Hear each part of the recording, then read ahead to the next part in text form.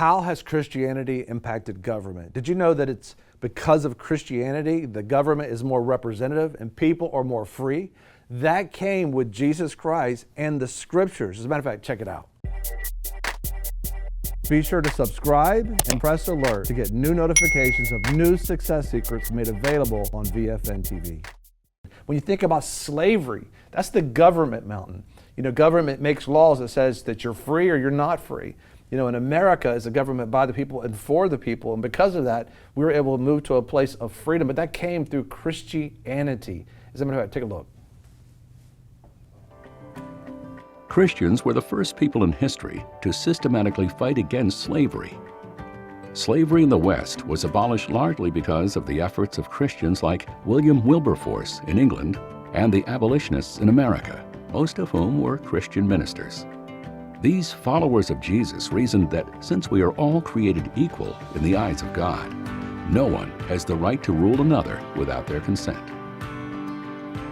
Christianity provides the moral foundation not only of anti-slavery, but also of democracy.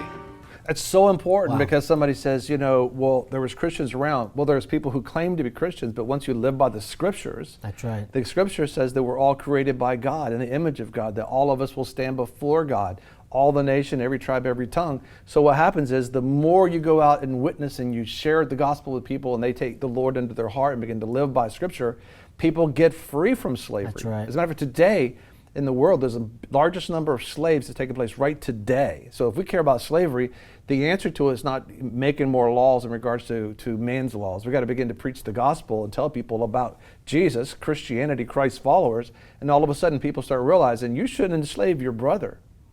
So, you know, let us know about in the comment areas about how you feel about that. But I know this, government. America was an experiment that started off the fact of that it can only work if it's one nation under God. And then God would lead his people, and then we have representative government. Even government has been impacted by Christianity. Check it out. The freedom and opportunity enjoyed in the U.S. and other democracies is built on ideas furnished by the Judeo-Christian worldview. The belief in free will opposes tyranny and leads to a representative government. The understanding that man is sinful underscores the need for checks and balances and three branches of government. The idea of being governed by the rule of law rather than the authority of man flows from the Ten Commandments. Other Christian concepts like the dignity of labor, the existence of moral absolutes, fair trials with witnesses, and the importance of civil liberty are also crucial to our form of government and so easily taken for granted. You can look around the world, and every place you don't see Christianity, you don't see freedom. Look everywhere. Look, no matter what religion it is, you see at a class. If you go to India, you see a class of people, certain classes that you'll never leave that class. If you were born in this class, you stay there forever if it's the religion of most of the predominantly in India. If you go to China, they tell you how many children you can have. They actually kill the child if you have more than two. They're just allowed to. But when you go to countries who have Islam as their primary religion, look how the women are oppressed and the children are oppressed and how impoverished the community is. Saudi Arabia is just allowing women to drive now. Just allowing. Say that again. Saudi Arabia is just allowing women to drive now. Because they have a new leader that's saying we want to be on the cutting edge, and it's like, but when you bring in Christianity, women matter, we'll be talking about that in a moment, but everybody matters. And when you think about when somebody wants to bring God out of government, understand that the opposite of what you're seeing will come to pass. And what they really want to do is enslave you. They want to actually do away with you and harm you if they're saying we want God out of your government and God out of your country. And of course, God's coming, and we're bringing God back. Well, it's the kingdom, in a kingdom right now invading God's kingdom. It's awesome. And that's what we're focused on VFN KB. You go to vfnkb.org, as a matter of fact, you can see right now our site. But you can go there, it has all 7 mountains and how we're focusing on it.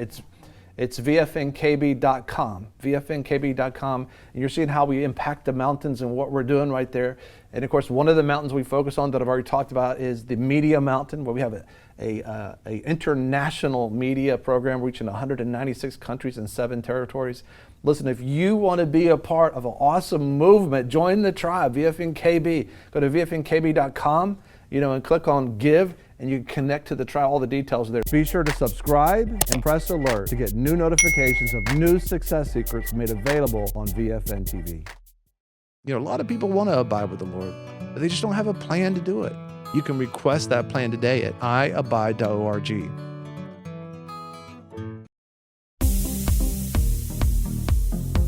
I'm your host, Greg Lancaster, and we're so glad that you've joined us. Don't forget you can join us 24 hours a day, 7 days a week. Download our app and sign up for our newsletter, The Torch, at vfntv.com. I've enjoyed our time together. God bless.